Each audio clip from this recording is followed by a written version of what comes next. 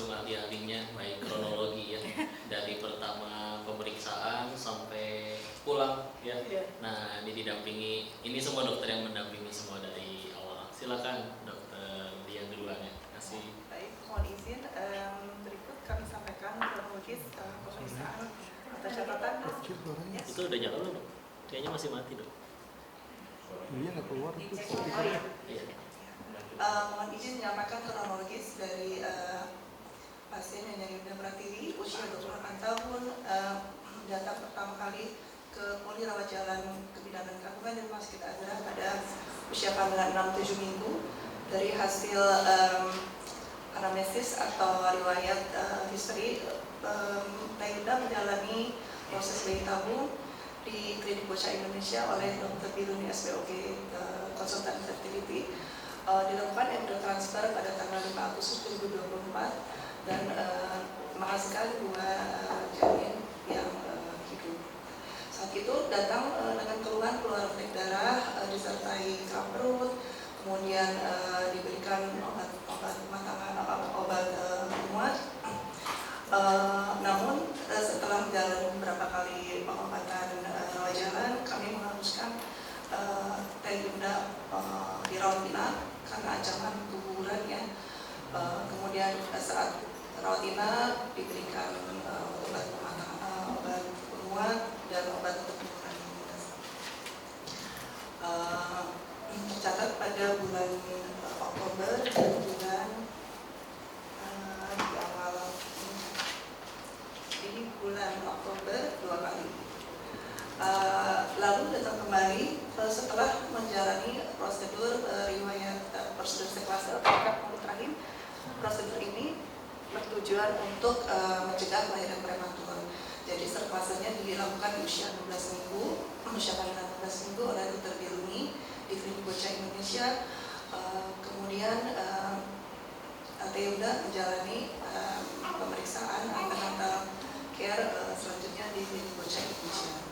Lalu tanggal 26 Februari Yunda datang kembali ke Poli Kantor Rumah Sakit Azra membawa hasil USG feto maternal dari dokter konsultan feto maternal dengan saran pemberian pematangan paru dan brain protector karena terdapat risiko tinggi persalinan prematur pada kehamilan kembar.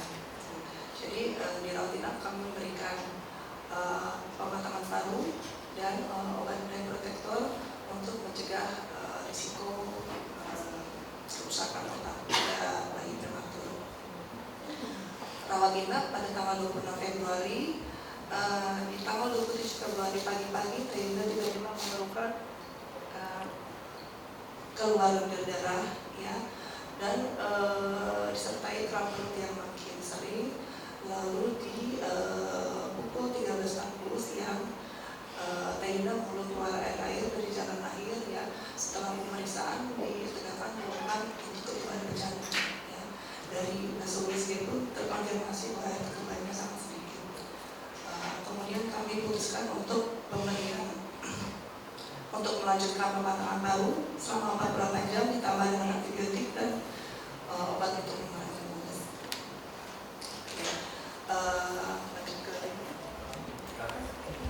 Silakan Dr. ya. Lanjut. Ini pertemuan pertama setelah saya 2 bulan nih. Jadi saya surprise juga lihat kedua bayi ini, Muhammad dan Ibrahim dan Muhammad ya. Jadi terbayang waktu itu memang bayi kembar itu adalah bayi yang unik ya, senang, membahagiakan, tapi juga sangat mendebarkan. Tidak hanya mendebarkan pada bapak ibunya ya, yang perdarahan terulang, opname berulang gitu, tapi ke dokternya. Kebetulan saya kenal dengan dokter Biluni yang bayi tabung Cordenis dan Yunda. Jadi semacam tanggung jawab juga untuk bagaimana bayi tabung yang sudah susah payah ya itu berhasil berlanjut dan lahir dengan baik ya. Sebetulnya diperkirakan lahirnya sekitar bulan sekarang ini ya, April ini ya, sekarang ini. Tapi 2 bulan sebelumnya sudah ketuban ya. Dan di dalam kontrol-kontrol hamil sebelumnya memang juga kesannya kecil,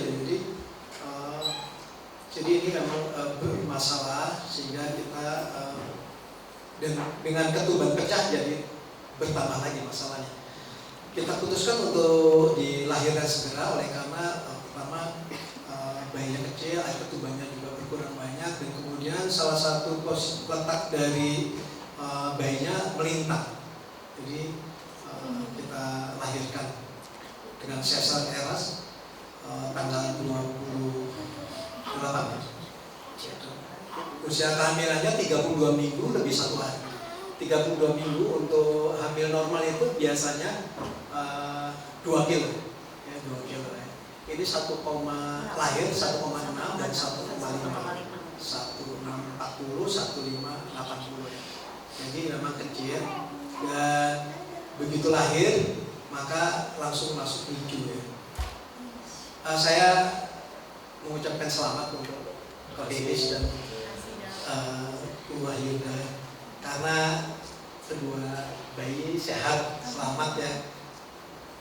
Sebagai dokter yang pernah melahirkan, saya dan dokter Dian ini di dalam ruang OKA itu ngeri-ngeri gitu ya. 1,6 ada beban dikit ya.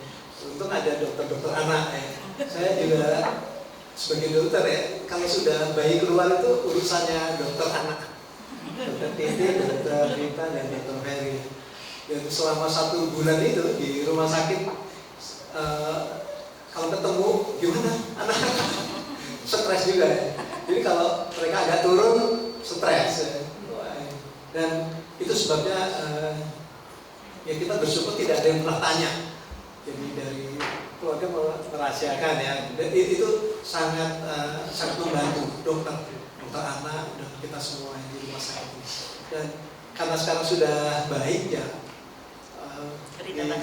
berita bahagia sekarang. Saya persilahkan dokter Titi, dokter Vita, dan dokter Ferry untuk melanjutkan. Baik, silakan dokter Satyawati, spesialis rumah sakit saya. Baik, assalamualaikum warahmatullahi wabarakatuh. Waalaikumsalam. Jadi kami dari dokter anak sebenarnya ini kerja tim, bukan kerja saya sendiri. Jadi pada saat diputuskan untuk dilahirkan, ini juga buat dokter kebidanan mungkin beban juga demikian dengan. Jadi karena bayi ini yang pertama gemeli, jadi kembar, kemudian prematur 32 minggu, ada ketuban pecah dini, dan ada riwayat kehamilan dengan kehamilan yang bayi tabung 9 tahun ya, 5 tahun, dan itu membuat kami juga, ini betul-betul yang harus kita istilahnya kita berdebar-debar juga nih seperti dokternya gitu. Tapi tim kami alhamdulillah karena bayinya kembar, jadi bekerja dengan tim Verina, dari saya dokter Satyawati, dokter Vita membantu resusitasi, dan juga dokter Ferry juga membantu untuk resusitasi.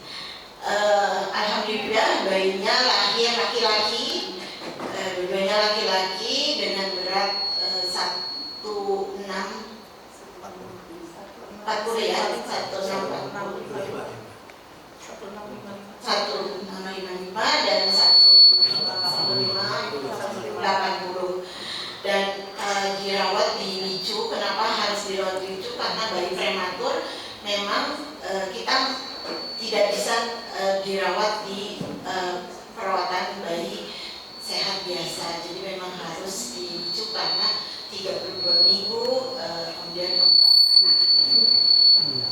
Kita harus masukkan bayi tersebut di inkubator untuk menjaga suhu bayi supaya stabil. Kemudian biasanya bayi-bayi kecil prematur ini kadang ada masalah dengan pernafasan. Jadi bayinya ini kadang-kadang suka lupa napas, ya. Jadi kita membutuhkan alat namanya CPAP, jadi pernafasan dengan bantuan CPAP. spontaneous, positif, and very pressure. Untungnya di bayi Muhammad dan Ibrahim ini, alhamdulillah di NICU itu berkat doa semua itu memang kayaknya perjalanannya smooth gitu. Alhamdulillah, jadi menerima mereka tidak ada kesulitan yang berarti lah. Di NICU hanya 7 hari, selanjutnya pindah